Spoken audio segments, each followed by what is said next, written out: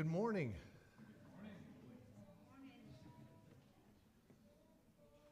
Before we start, Paul, would you mind leading us in a prayer? Let's pray. Heavenly Father, we thank you so much for this opportunity to come and to worship you today and to look into your word. Father, we're just so grateful for the blessings that you give us in our life, material blessings, Father, but more importantly, the eternal blessings. We're thankful for everyone that's here. Thankful that we got out to come and look into your word and to apply it in our lives and to do your will. Father, we thank you for the rain. Thank you, Father, for all the things that you give us, equips us in our life to do your will. Father, we're just so grateful for the blessings you give us in our families, our friends. We pray, Father, this morning as we study your word, Lord, I pray that our hearts and our minds will be open to receive your word and to apply it in our daily walk with you. Father, thank you for Jesus. In his name we pray. Amen. Amen. All right, we are in John chapter 7. And if I could get two volunteers to read.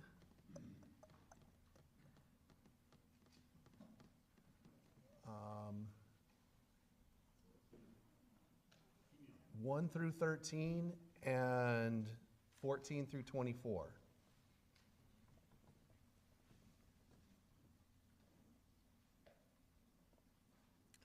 John chapter 7.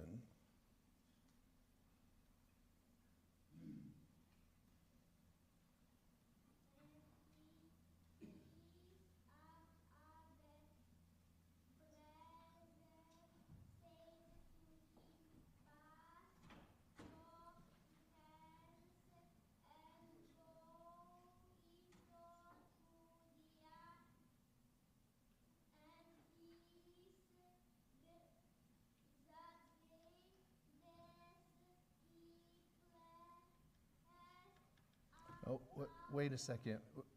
Is he in John chapter 7? Okay.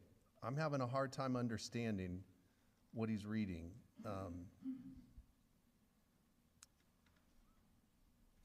Go ahead and let me hear that again.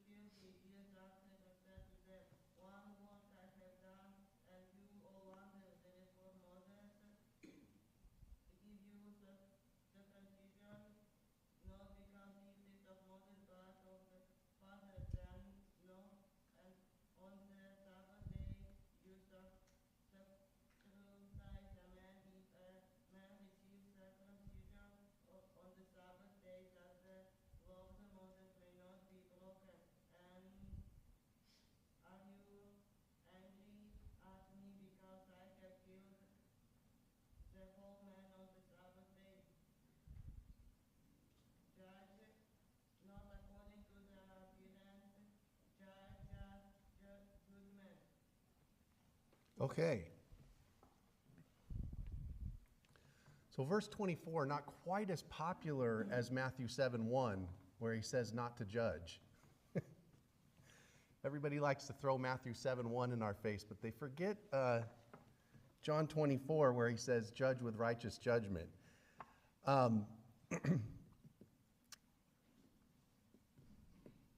Jesus talks a lot about it not being the right time. Why was it so important that Jesus die when he did? Not only that time in history, but at that age, why not die right now? In this setting where he's talking with his brothers. Josh?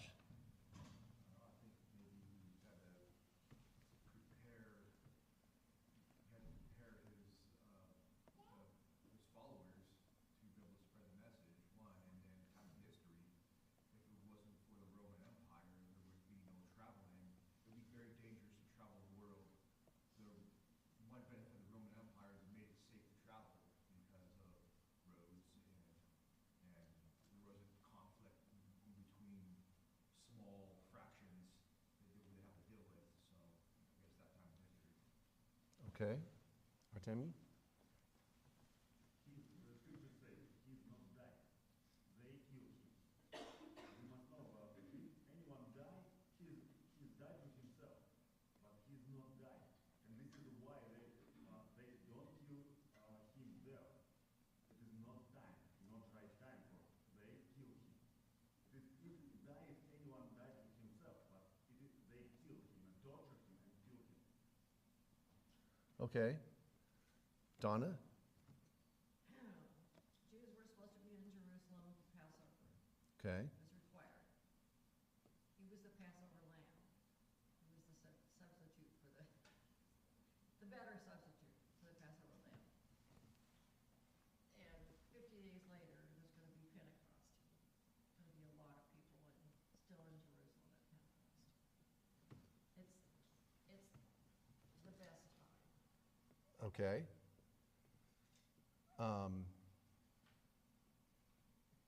There's going to be a lot of people there, I think is important, because it's incredibly important that there are witnesses to this, and a lot of witnesses, and a lot of reliable witnesses. That could happen in 2026 too, where we all could record it and see him dying and then raised again. So it's interesting to me. I think Josh's point on Rome is part of it too. I think it was a unique time in history where things spread, but again, things spread like wildfire now.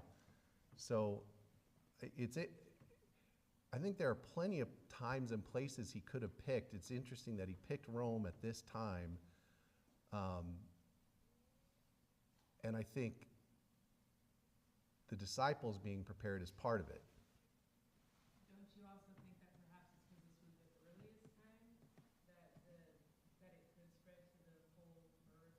Again, we don't have God's vantage point, but now we've lived through so much of misery that perhaps that was just the earliest that the misery could have been stopped if we all make better choices or come to know Jesus. Because God does want to save all. That's an interesting thought, because I always think of it at why couldn't it be later? Why couldn't he have waited when there was more technology and more of that? But I hadn't thought about maybe this is the earliest that it could be, and he wanted to do it as soon as possible. It's hard, obviously it's hard to think in terms of God's time, because early in the history of man, it doesn't seem that early. Why wait 4,000 years to do this? But maybe that was the earliest time that it could spread and that people were ready for it. Did you have your hand up? Oh, Dad? Well, they wouldn't work anyway, because most places have gotten rid of capital punishment, especially for religious reasons. The murder and death and all that, some of that's still around, but just because you claim to be God doesn't mean that people have a right to kill you, or that the government will sanction the right to kill you. Well, Artemi mentioned the torture in there. it's very difficult to think about Jesus dying for us without thinking about how horrible it was.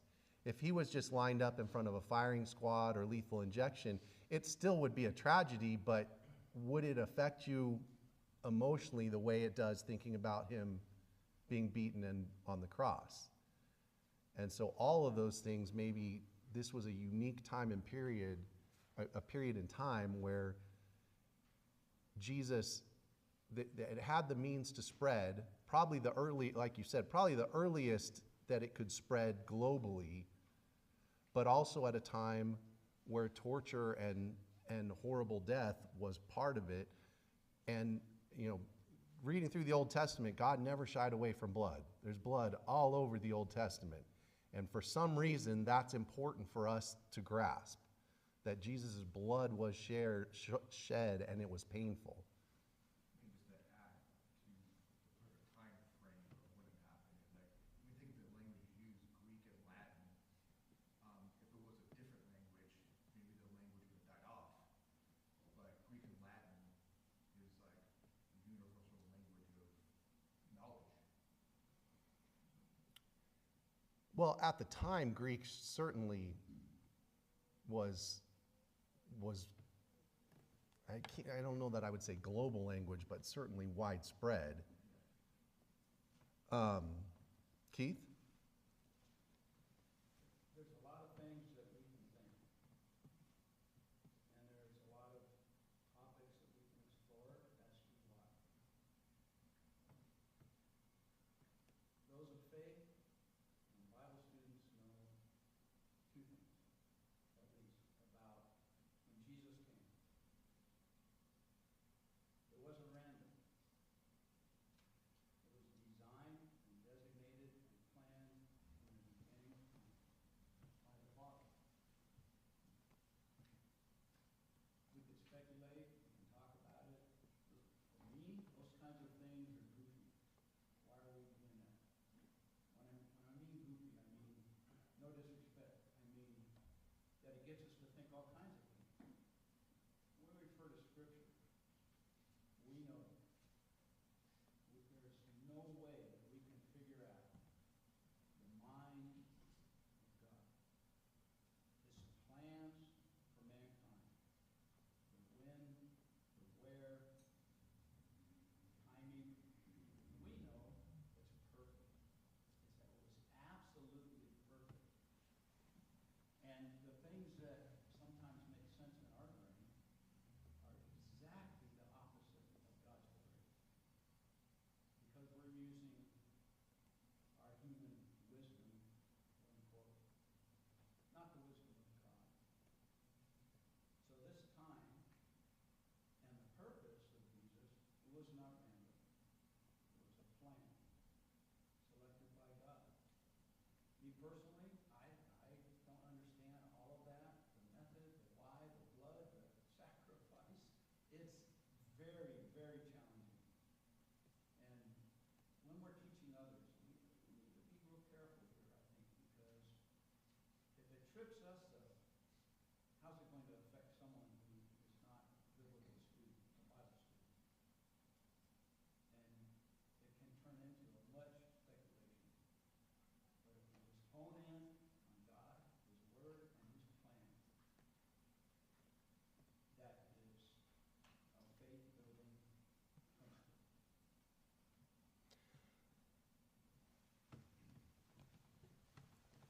I agree that we can't fully understand this, but I do think that God invites us to try to understand.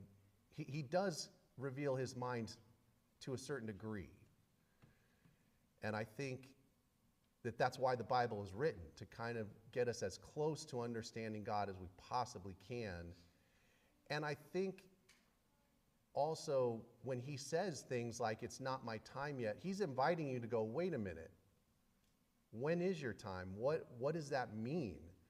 Why is it not your time? I think he's created us with that question. I think when you go to Romans 1, the world is telling you God is there.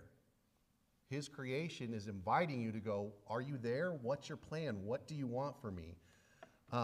But I also agree, we got to be, when we're dealing with people especially who have not been in the Word, we got to be very careful that we're not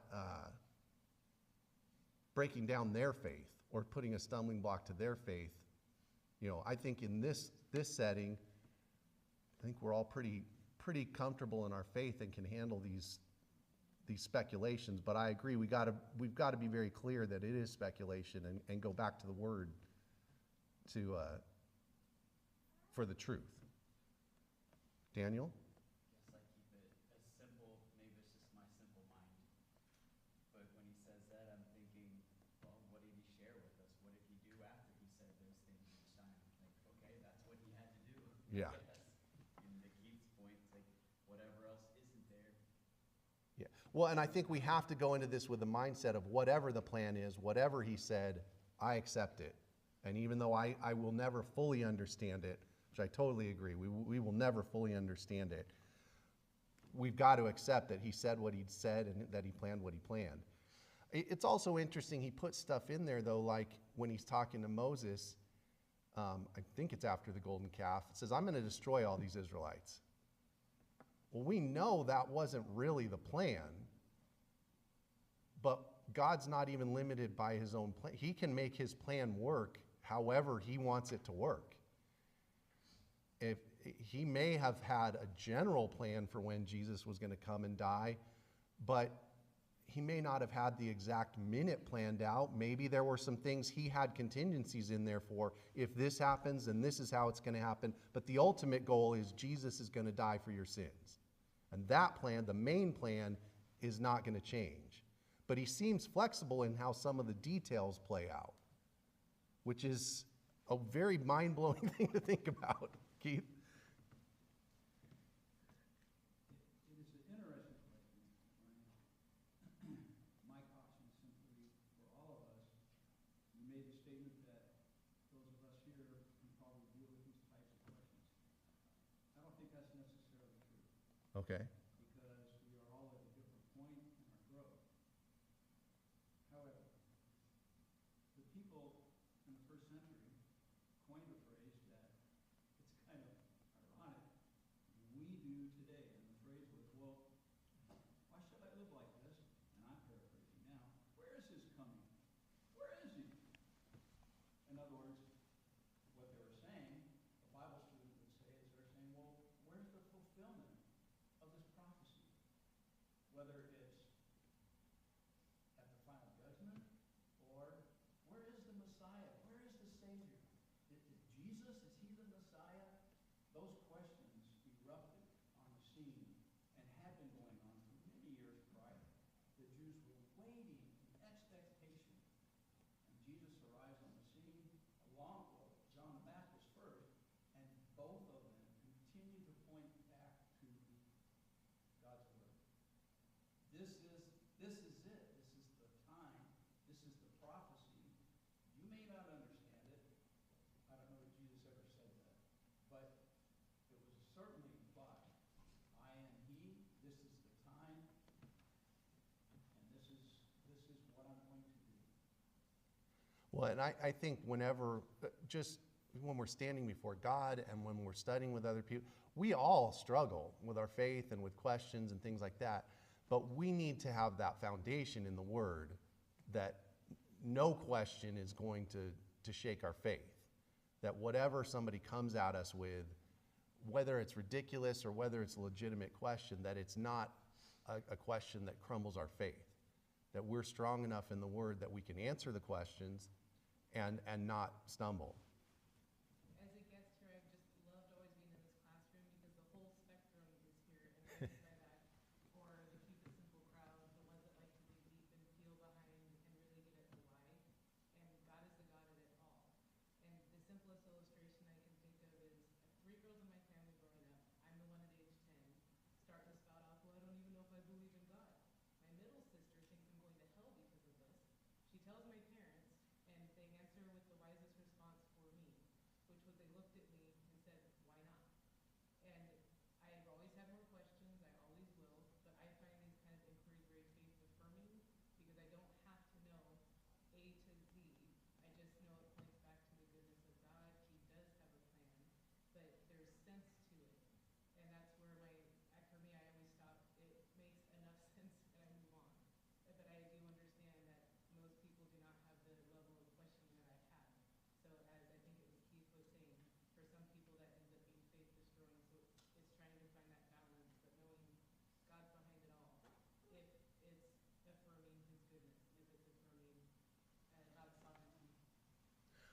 wherever you are on your journey, there are a lot of questions where the answer is going to be, it's not my time yet.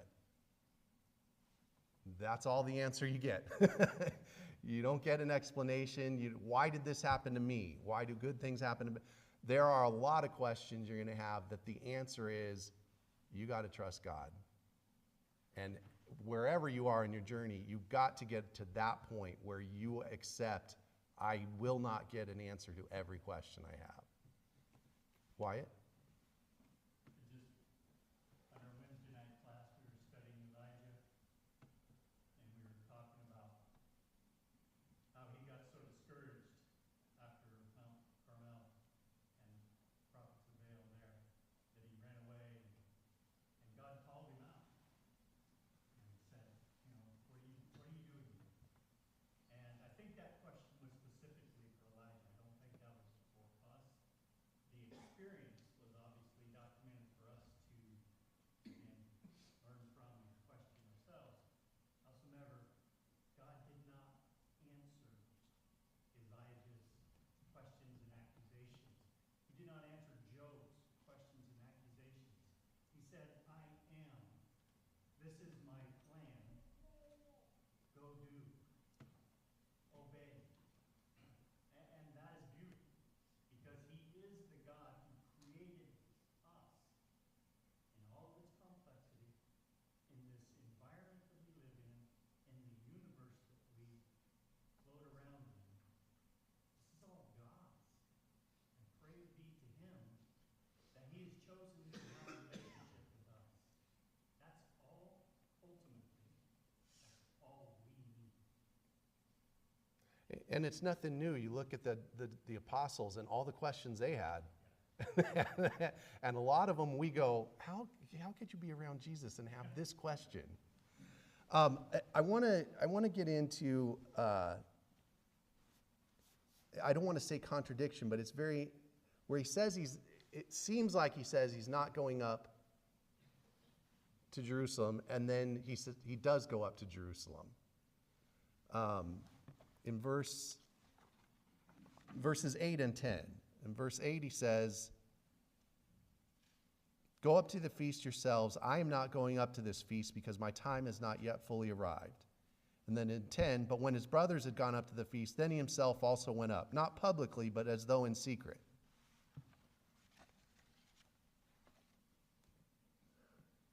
We know Jesus doesn't lie. So how do we reconcile this? Mike?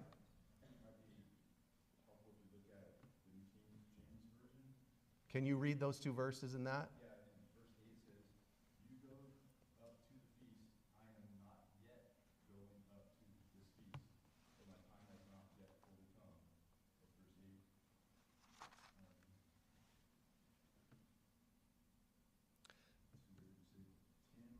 Yeah. But when his brothers had gone up, then he also went up to the feast, not openly, but as it were in secret. Okay, so you're saying that he wasn't saying I'm not going, he's just saying I'm not going with you. Okay.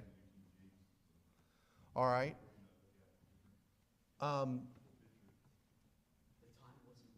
The time wasn't right, yes. Yeah, and I think that the yet there helps a lot. Was Jesus supposed to go up to this feast? Donna? Yes. Okay. Verse 4, his brothers are saying, no one who wants to become a public figure acts in secret. Since you're doing these things, show yourself to the world. Okay. Okay, Jesus doesn't want to become a public figure. He's not going to go up there the way his brothers are teasing him about, you know. Okay. And of course they don't believe in him anyway. So, kind of like if the president goes to church, it's more of a publicity event. There, if he wants to really worship, he's got to worship somewhere where there's not a crowd. So you're saying, and please do not think that I'm comparing Jesus to our president. just the activity there that I'm referencing. So you're saying that his plan was to go attend this festival like he should have, but he had to do it because at this point the crowds are getting crazy. Okay. Julie? I think the interesting point is that his brothers have impugned a motive on him that isn't, it just shows their disbelief in him. Because you're kind of reading it, and then it says that because they didn't believe, even his brothers didn't believe in him.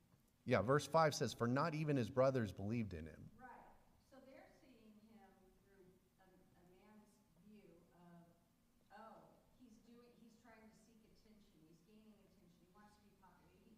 It just shows the level of disbelief and not seeing him as anything spiritual and just attributing all of man's goals and desires that, that they have. They don't see the spirituality in it. And that's amazing to me how they can grow up with it.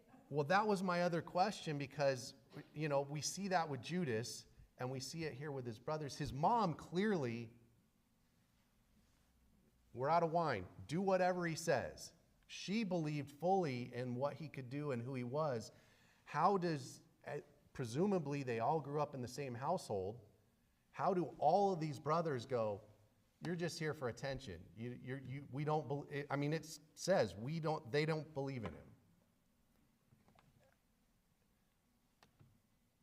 I have a hard time reconciling that and how they could live with him and not see anything that Mary saw. Julie? But being a parent of multiple children, I'm an only child. So this whole sibling thing, and I have 3 children, and even now, as they're adults, it's weird to me. It's like, I love you all so much. How come you don't feel the same necessarily? You don't have the same kind of love, which I get that on an intellectual level, but emotionally, I'm like, your sibling, they have something that I don't.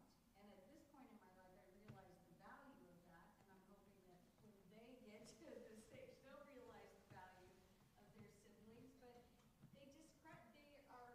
they never give them the benefit of the doubt, and they discredit each other. Every little thing that one does wrong, which they all do things wrong, they amplify. So I can see that from human brothers, that's just kind of how siblings treat each other, at least from my perspective watching my children. So I can see that, but yeah, just because your mom thinks that kid is great doesn't mean you do. Well, and in the case of Jacob and Joseph, we can see that can actually be harmful if the parents think one son is way better. My 4 children all grew up in the same house. 3 of them, the 3 boys, grew up in the same bedroom for 18 years, and they're 3, and all 4 of them, incredibly different people. But there is, you can tell they're swains. There's kind of a base there, and it's interesting in this case that, yeah, I get the first part where, hey, if you want all this attention, go up with us and all that. But that they just didn't believe him is so hard to wrap my head around. Josh? It seems like at this point the Jewish leaders were already plotting to kill him. So if he just went straight up in there without a secret, they may have tried to grab him and pull him away and execute him there.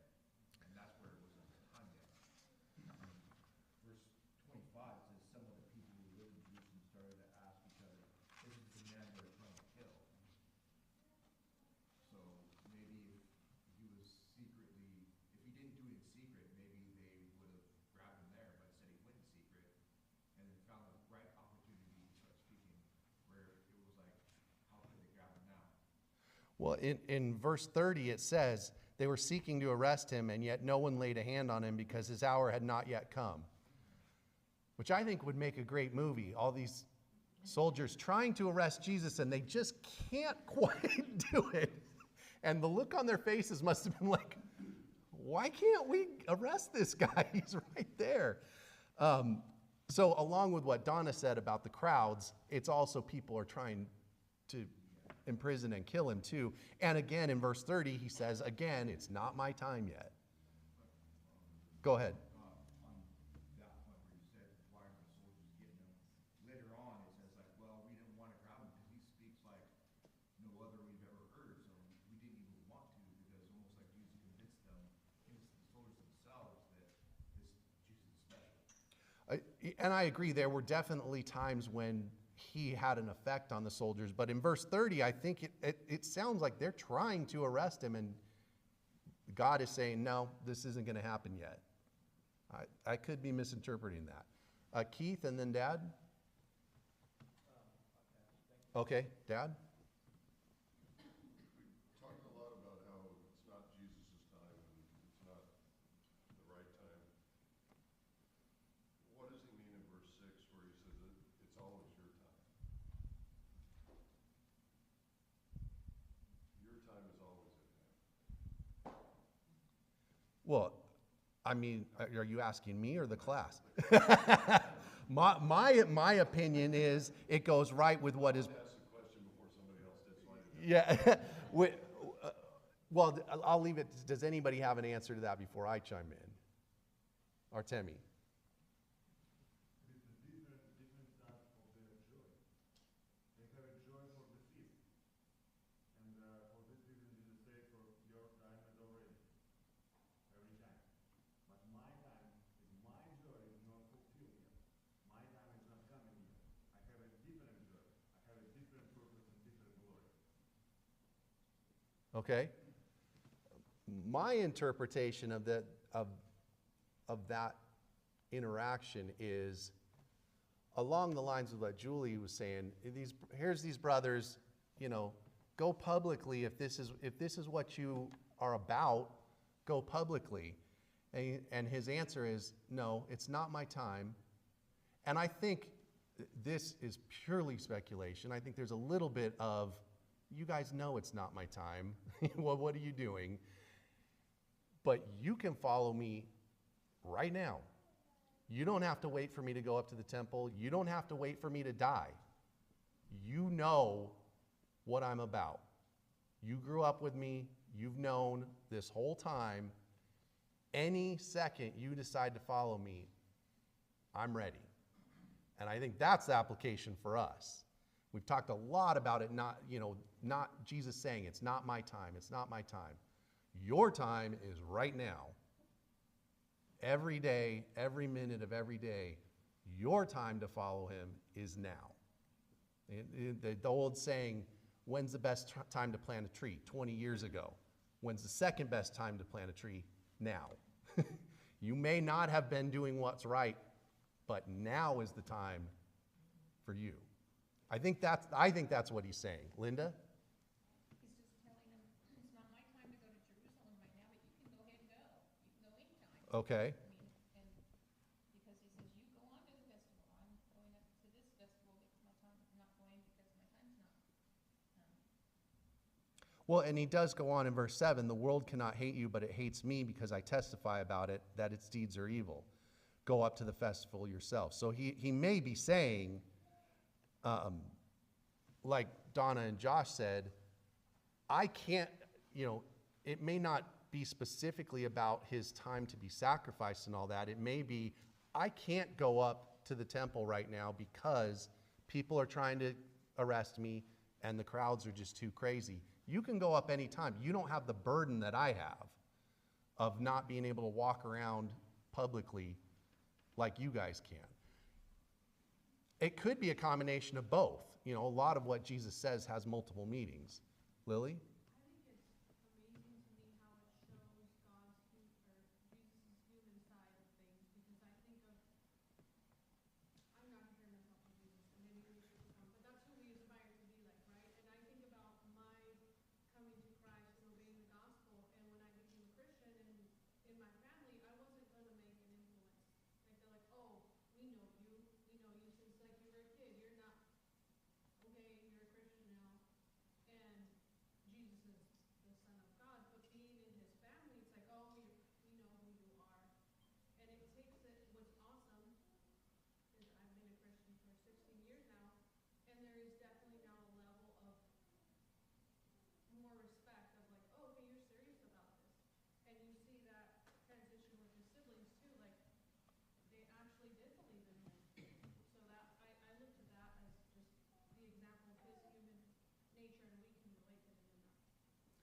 Well, and if he is saying you guys can follow me at any time, if that's what he means there, it is encouraging because it shows, I agree, it shows the humanness in what Jesus had to deal with and the family situations, but it also shows that he accepts the humanness of us and he's patient with us. And we know for a fact, at least James became a very devout follower. And I don't know that we know about the rest of them, but it's very possible the rest of them followed him too. That the theme here, that the theme of what we've been talking about, not necessarily John chapter 7, but the time not being your time, it just continually emphasizes Jesus and God's patience. I don't have to die now because I've got a plan. And that plan will happen. And I don't want you to die. I'm going to do everything I can to be patient with you and help you along. And he's constantly reaching out to us. We've all done terrible things. And we all have shame and we all have guilt. And we can all bring that to God. And he's patient with us and forgiving. And he gives us the time. I don't want to, obviously you need to follow him now and not take advantage, I want to say take advantage, but I mean it in the bad way of take advantage of it. What? Yeah, take it, you don't want to take it for granted. You want to, he's patient with you in that he's forgiving and he allows you the time, but that time every day is shortening. All right, anything else on, Dad? I kind of looked at it as because he says it doesn't just say your time is at hand. He says your time is always at hand. So I think it's a little more than just the current situation of, am I going to Jerusalem or am I not going to Jerusalem? Are you going to Jerusalem or are we not going to Jerusalem? I kind of looked at it as you always have, similar to what you said, the opportunity to follow God. Your time is at hand constantly. I have my hand out for you. God has his hand out for us all the time. Jesus didn't have that luxury. He was on God's time frame, and he was not ready to fulfill. He couldn't just say, okay, let's go get crucified now. Nope, certain Jews had to do things. He had to fulfill prophecies. Although he's God, he was limited by God's time frame, where we're not. Any moment we can accept it. That's what I kind of feel like he was trying to get across to them. Not that they got it, but that was the bigger picture. And it's interesting thinking of Jesus being limited, but he is limited by, he can't lie and he can't go against God's plan. So he does have some limits on him. And that shapes what he does and how he teaches and how he goes about this. And Your point earlier about God being flexible about some of the details, I think this indicates that on us individually. That individually, he's going to wait until we decide that we're going to follow him. And then he's going to work with us. He's going to be calling, he's going to have his hand out. Yeah. But he's put that power in our hands. So God himself is limited on what he's going to do with us because he's given us that stupid free will. yeah, he's not going to force you to follow him. He's limited himself in that aspect. Keith? And to add to Harry's point, Jesus exemplifies that, I believe, in Matthew 7:21. And he says, not everyone who says unto me, Lord, Lord, shall enter the kingdom of heaven, but he who does the will of my Father. He exemplifies that very point right there. Yeah, and I think, I also want to be very clear, that patience has a limit as well. He will be patient with you up to a point. At some point, you're going to have to follow him or face the consequences. Bill? Well, I think what he's trying to say is that our ability to be saved by God is because of Jesus' obedience. And because he was so obedient and he didn't listen to his brothers, he didn't go during the time when they asked him to or they proved himself. Because of that obedience is the reason why we are saved. Well, and Lily's point that we aspire to be like Jesus, that was his whole point. I'm showing you what it's like to be perfectly obedient to God. I have that obedience. This is what you should have too. Can I interrupt you just a second? Yes. I'm gonna pass these out next week. We have a young man coming to preach and also do class, and he would like us to look at these questions. I'll pass these out during the last couple. Okay. So did anybody look up this festival and what Jesus is, because we also oftentimes forget that Jesus was a Jew and that at this point he was under the old law. Did anybody look that up, what he was supposed to do, Artemi? I think this is mentioned not about Passover. It is not Passover time. It is Passover 7 days. And this is a festival 1 day. This is probably a festival of the tabernacle or a festival of the Shavuot. It is now a different festival, and this is not requirement about appearance there. Okay. This is 1 day feast. And know about that is like Passover, Pascha is for the 7 days. It is a very different celebration. Okay. I agree this is not Passover, but in Leviticus 23, verse 34 says, "Speak to the sons of Israel, saying, on the 15th of this 7th month is the Feast of Booths for 7 days to the Lord." So although it is the Feast of Booths or the Feast of Tabernacles, it does say it's supposed to be 7 days. Donna?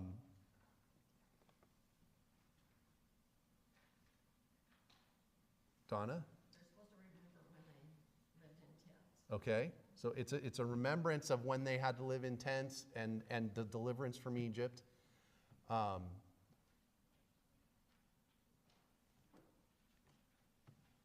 It kind of puts a little, I don't think it changes anything we said about his brothers, but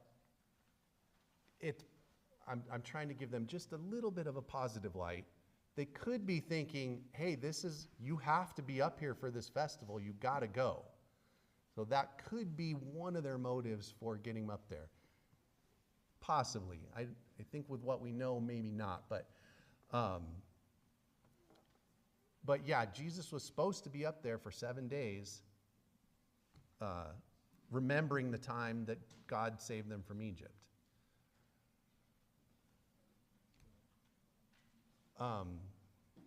Anything else on that? Okay.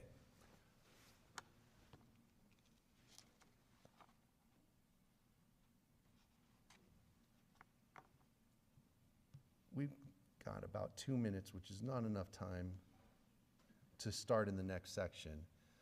So I want to reiterate what I said at the beginning of the class. You cannot listen to anything, anytime a public figure or something talks about Jesus or gets irritated about Christians, they quote Matthew 7:1, "Judge not, lest you be judged." They're constantly telling us that we're too judgmental, not to be judgmental. So I want to end with just a reminder that John 7:24 is there. And yes, Jesus did say, "Judge not, lest you be judged." But he also said, "Don't judge by outward appearance, judge with righteous judgment." We are empowered to judge with righteous judgment. I believe on the Sermon on the Mount, he's saying, leave the final judgment up to me and God. We're the ones that will judge ultimately. But while you're on this earth, we've given you some scriptures and some tools to go, hey, what you're doing is not right. But I think, and we've talked about it a little bit in class today, that has to be coming from, it's not right because Jesus said it wasn't right. Because the Word of God says this, I think what you're doing is wrong. Whether you're going to heaven or hell, that's ultimately going to be up to God. But what you're doing, I can compare it to the scriptures and go, it doesn't line up. So anyway, thank you all for the comments. We will get into the last half of John chapter 7. No, we won't. Next week is a different preacher. 2 weeks from now, we will get into the last half of John chapter 7. Thank you.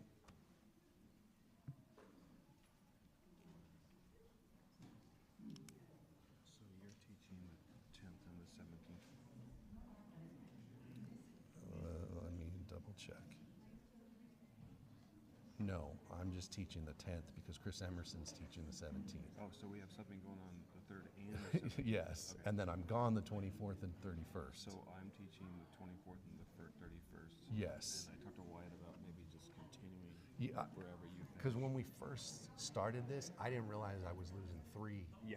Sundays. More like 4. Yeah. So yeah, I would say just continue on. Okay, cool. Unless you want, but if you want to do something else, you can, but this is probably the easiest. That's kind of what I. Yeah. Okay. Thank you.